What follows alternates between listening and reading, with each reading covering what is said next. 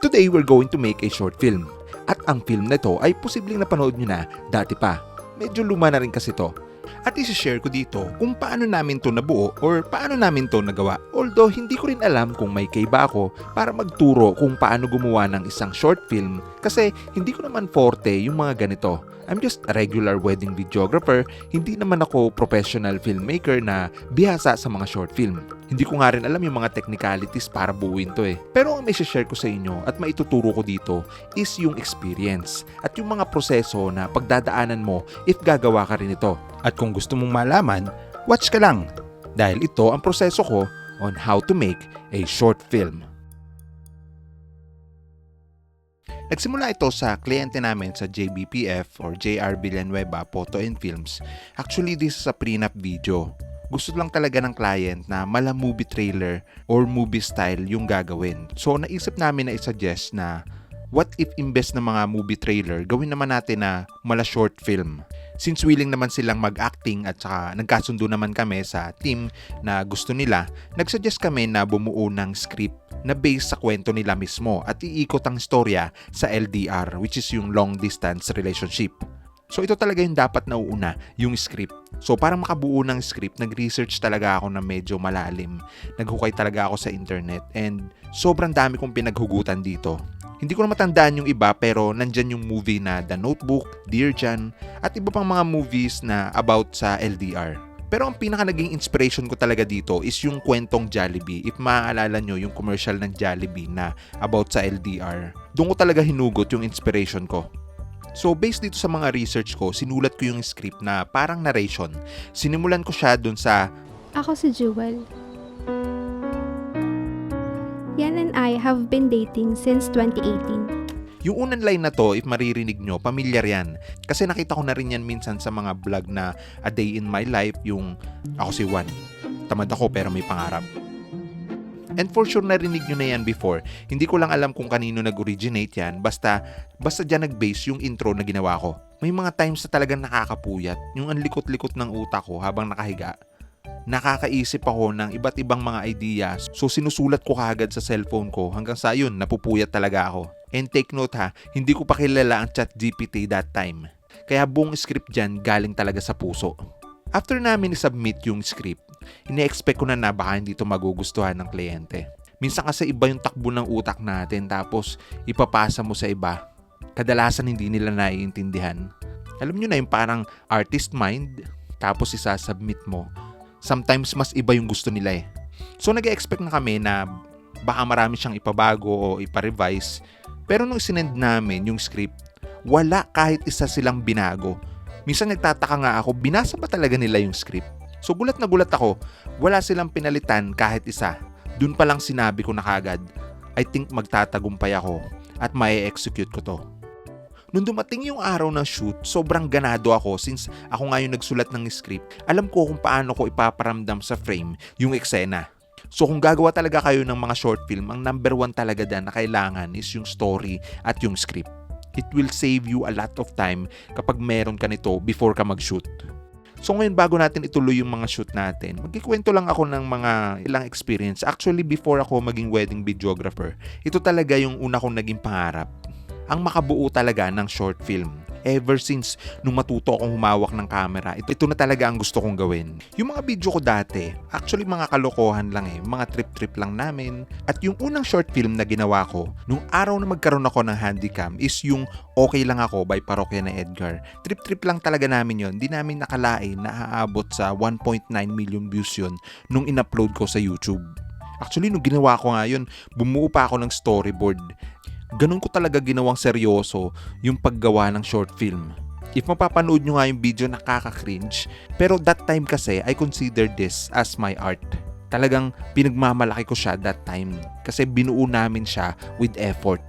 And later on, nung pandemic, since nasa bahay lang lahat, wala akong shoot, natigil ang lahat, naisipan ko ulit sumulat ng script at gumawa ng short films. And since nasa kakulitan pa yung anak ko that time, ginawa ko siyang bida and nakatira pa kami sa Mandaluyong nun. So bago ko balikan yung mga shoot namin, gusto ko munang mapanood nyo itong binuo kong short film na to.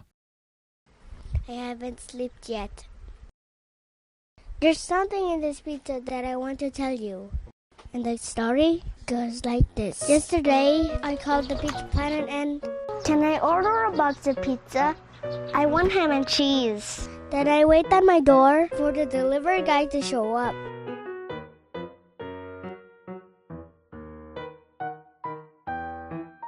It's been 2 hours, but nothing happened.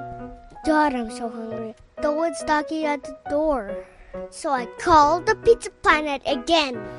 Your guy didn't show up. Can I order ham and cheese again? Pizza delivery. Oh, thank you. What took you so long? Anyway, never mind. So I opened the box. This pizza had 8 slices. So I ate 1, 2, 3, 4 slices. Yum, yum, yum, yum. I'm full. Time to watch TV. As I turned on the TV, there's a pizza commercial. I changed the channel and the pizza won't stop showing up. Maybe I need a good nap. What is this pizza doing here? So I put it on the fridge and go to sleep. When I woke up, what in the world? That's why I'm here. I don't want to throw this away because I don't waste food. So this time, I'm going to finish what I started. I'm going to eat all of it. Dun, dun, dun. 5, 6, 7, 8 slices. Man, this is the last piece. God, I feel like I'm going to throw up. But I have to do this. Oh my God, I did it. I don't want to eat anymore. Pizza delivery. So yun lang, nagpakita lang ako ng sample. Pero hindi tayo dyan iikot. Balik na tayo sa behind the scene. Ang eksena na kinukunan ko is nagdadasal si Jewel. Ito yung pinaka-opening na scene. Gusto ko ipakita sa frame na magkasama sila ni Jewel.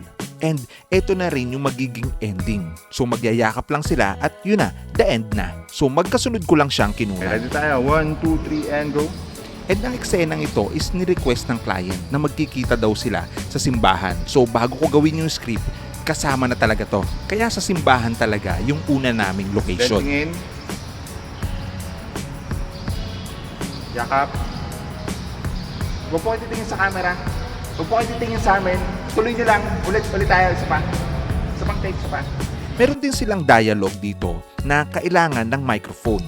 So gumamit ako ng boom mic. So ito yung Comica VM30 na pinadala sa akin dati ng Comica para gawan ko ng content. So shoutout nga pala sa Comica. And also mukhang inaral naman ng couple yung script kaya mukhang kayang-kaya nila.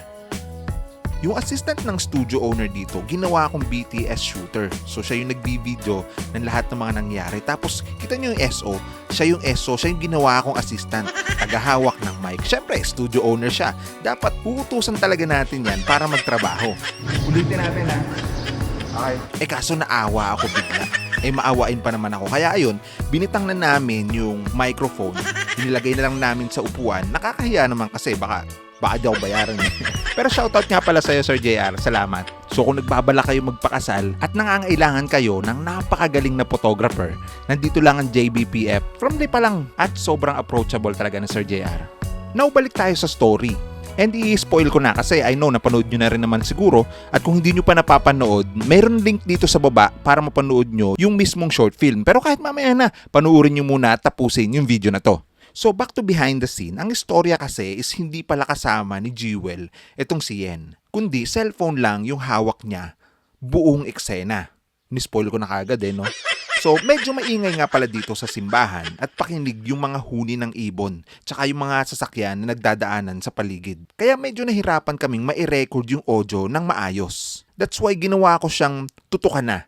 Kumbaga, dub na lang. Ni-record ko yung boses nila, tapos ipapatong ko na lang yung boses nilang to dun sa video na sinut ko kanina. Kagaya nito, dub lang to pero isinabay ko sa bukal ng bibig nila. Ito yung lugar na palagi kong pinupuntahan. Dito ko palagi nagdarasal. Kinakausap ko si God. Ano bang pinagdarasal mo? Na sana, nandito ka talaga sa tabi ko.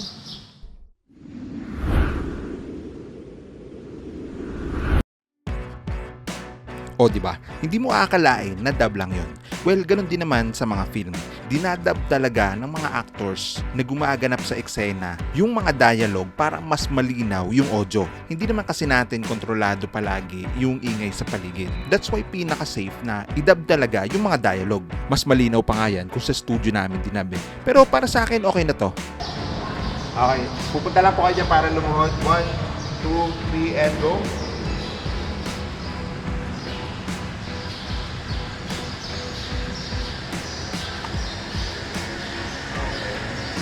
And cut. Okay, tapos sign of the cross, tapos alis na. 1, 2, 3, and go. Lumipat na kami ng location. Dito, mas tahimik. Isang room lang. Then dito namin itinuloy yung dubbing. Kinumpleto namin mula sa simula hanggang sa pinakahuli. And then yung microphone ko nakakonect lang sa camera. Video siya, pero sige, audio sige. lang yung kailangan ko. Okay, 1, 2, 3, and go. Magkasamang lumabas, mamasyal, bago matulog at pagising. LDR, hindi siya bagay sa akin. Kaya ako, I will never ever have a long distance relationship. As in ever. Basahin mo lang. Lagyan natin ng tono, for example, yung... So, ganun na lang yun. See you soon then, or see you. 2 months together, that's all it took. Tapos aalis ka na ulit. Ang sabi mo, uuwi ka na. Masyadong mahaba ang 2 taon. Maraming pwedeng mangyari. Paano kung... Kunwari, nasa phone ka, batian mo siya sa phone, mga maririnig na mga usually batian. Pinag-usapan na Oo, batian. pinag-usapan. Sige, ready tayo. Record ako. Then, simulan natin sa mga good morning. Sige, 1, 2, 3, and go. Good morning, Jo. Good morning dyan sa atin. Bali, another day. Ingat ka pag-uwi. Kain ka na ngayos, pahinga pag-uwi. Sorry, Jewel, kailangan ko talaga mag-extend. I'm sorry, Jo. Kailangan ko talaga mag-extend eh. Jo, kapit lang. Kapit lang. Ang part na ito ay eksena na split screen. Gusto kong maipakita sa video representing na magkasama sila pero magkahiwalay talaga. Ang gulo, no? I mean, yung imagination kasi ng character is imagining things na magkasama sila kahit hindi naman. Okay, 1, 2, 3, and go. Bali ang peg is iisang room na magkaiba ang time zone. Maikling segundo lang siyang ipapakita pero sure ako na malakas ang impact nito para sa film. Ganito kadilim yung unang eksena representing gabi at ganito naman nung binuksan namin yung bintana at hinati ko lang sa gitna yung frame. O diba parang magkaiba yung time zone. Next scene is kukunan ko lang na tumunog yung cellphone then pinick up lang niya. May request ako, sir. Sige Okay lang. lang ba na ang tunog pagka may tumawag sa akin yung butterfly? Ay, little butterfly. Seryoso, sir, no? Seryoso ka, sir. Pwede naman. Sige. Okay, brightness. Ang puso ko.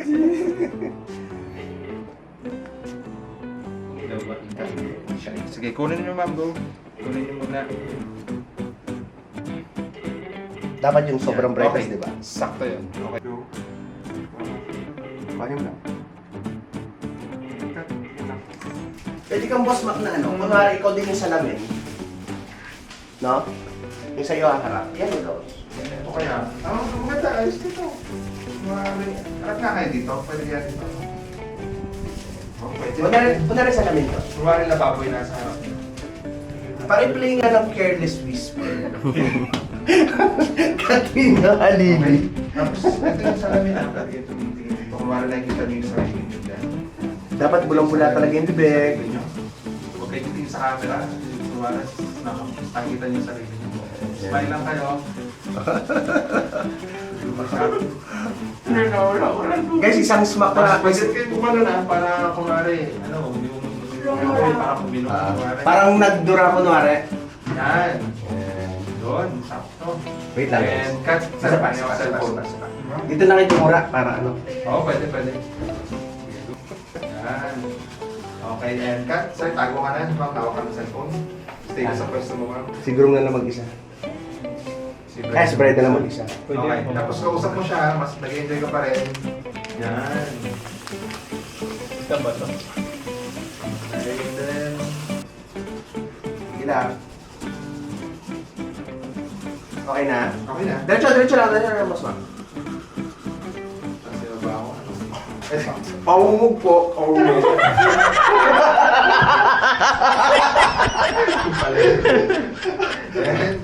Itong si Boss JR, kahit puro kalokohan minsan, sobrang taba ng utak niyan. Bukod sa suggestion niya na nagtututbrush yung napanood natin kanina, nakaisip siya ng isang eksena on the spot.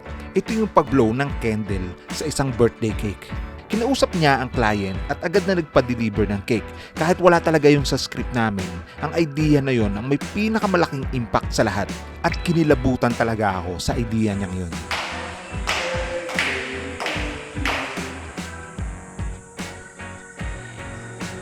And cut.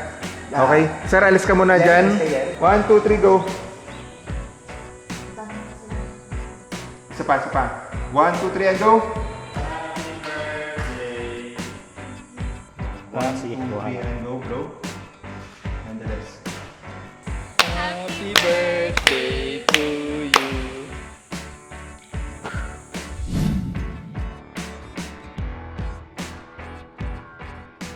Ang kulit no?